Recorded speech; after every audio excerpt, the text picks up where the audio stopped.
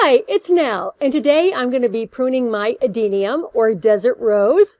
So why don't you stick around and see how I'm going to do it. So if you like videos about gardening, both indoors and outdoors, be sure to subscribe because I have a lot more coming your way. I also have a lot in the archives for you to peruse, and I would love to have you subscribe.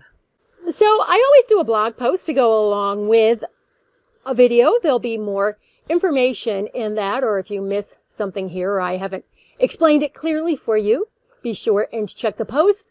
The link to that is in the description box down below. I live here in Tucson, Arizona. It is currently April 6th, and I brought my Adenium outside last week. I think it was March 31st, because I bring it inside for the colder months because we can dip down below 30 sometimes, definitely 32. So I wait until the evenings are consistently above 50 degrees Fahrenheit before I bring it back outside for the whole season.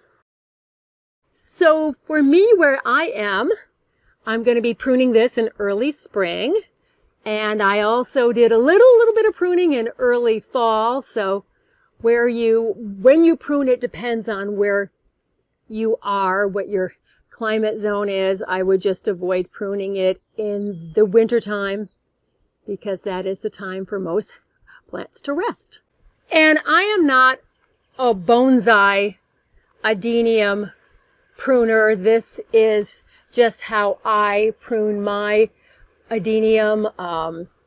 If you are a bonsai master, you carefully plot it out, you do it, you use wires, heavy wire to train the branches. This is not that. It's just for the I don't want to say average gardener, because we're not average. It's just a little bit of a guideline for you. You can see how I'm going to prune mine, and the shape of yours might be totally different than yours. That's the thing about Adeniums. They come in different shapes and forms, but you will see mine very soon, and you'll see what I'm going to do with mine. So for mine, I'm just going to basically shorten the branches. By the end of last summer, early fall, some of them were twisting and almost hitting the ground, so I cut them back. So I just want to take it in, but I want that beautiful caudex, the bulb at the bottom. I want that to show and develop and be the co-star of the show. So I don't want to take mine in too far.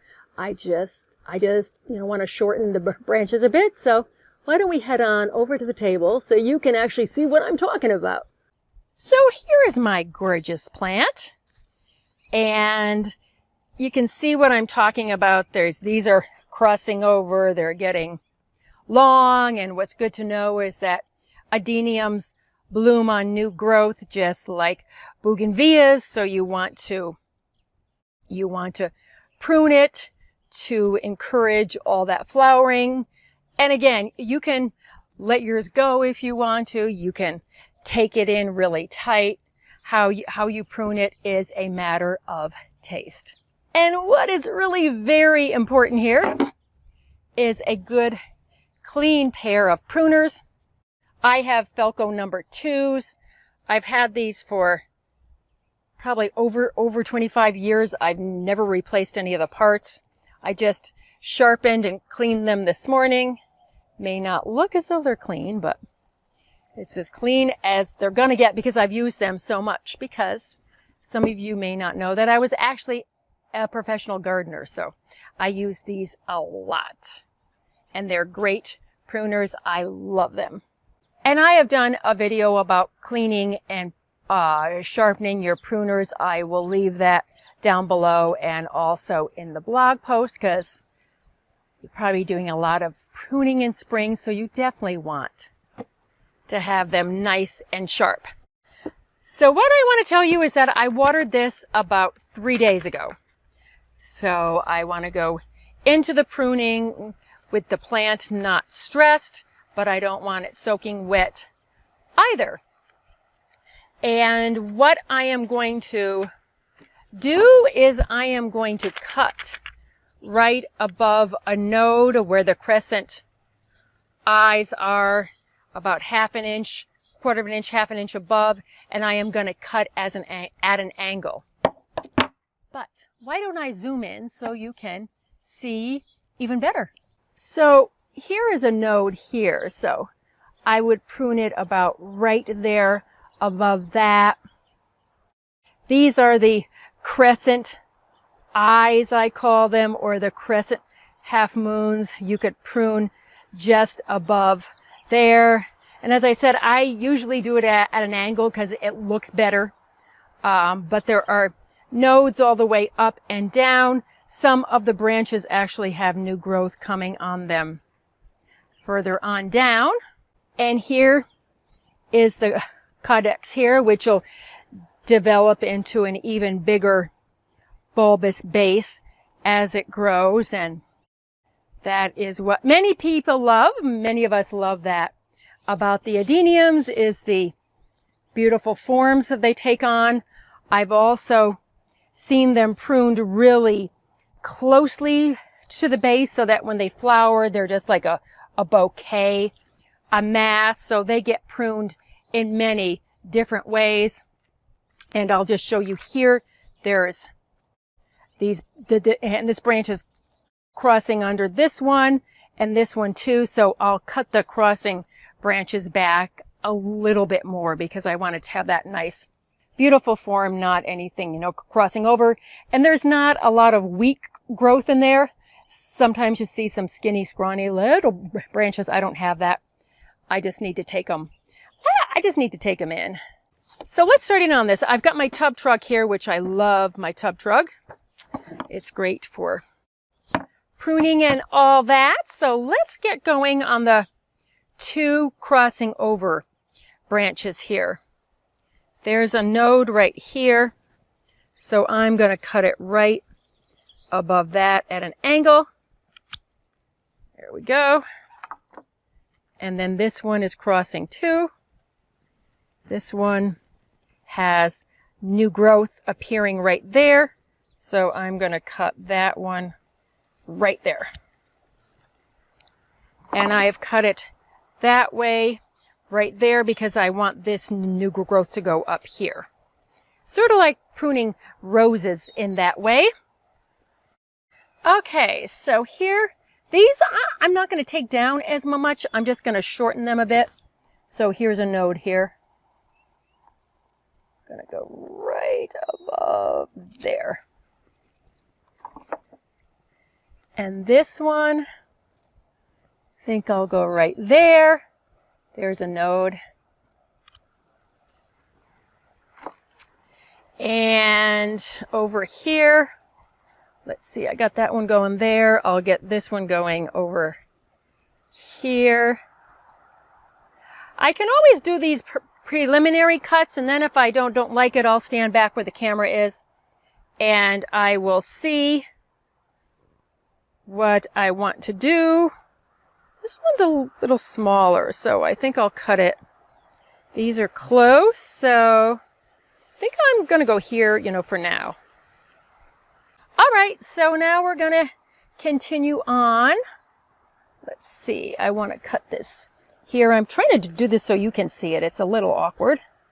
Right above that node there. This one has a nice outward node there. Oops, there. Oh, there we go. And then this one, I want to shoot out over here. About ½ inch or so above there. This is a shorter one, so we're going to do it right there. And then this one, I'm going to take off this whole thing. I think I want it right there. There's a node there. Or do I want it here? I think I want it here. Right there. Right above. Nice, clean, sharp cut. And this one, I think I'm going to propagate this one because you can propagate them from cuttings. So what I'm going to do is I am going to put this in a spot with part sun, nice and bright. It's going to get some morning sun. It'll bring out all the growth. There's lots of new growth starting on this. And then I'm not going to water it for 5 to 7 days.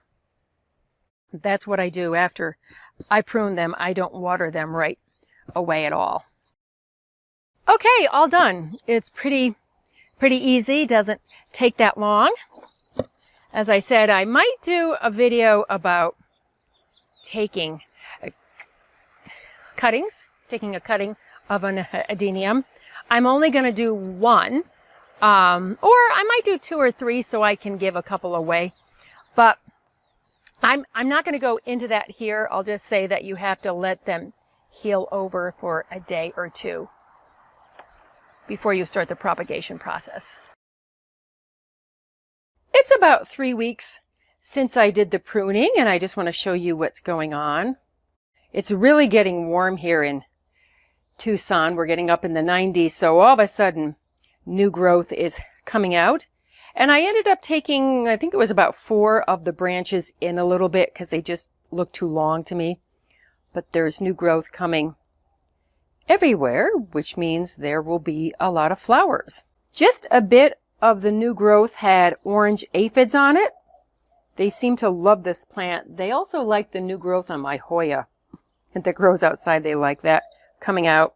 But I just took a spray bottle and I sprayed the aphids off. And that is something that you should keep your eye out for. Now I have a process when I transition the Adenium coming outside from when I've been keeping it inside, but I'll just go over that in the blog. So be sure and check the post in case you keep yours indoors, for the winter, and then, bring it outside in the summer.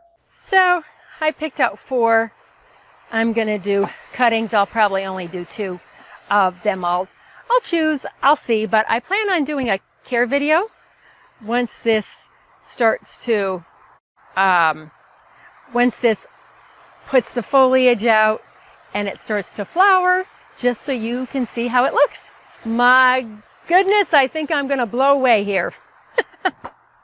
So don't forget to check the blog post with more details about pruning on Adenium. Again, it is up to you, the shape you want, what shape yours is, and what you want yours to do.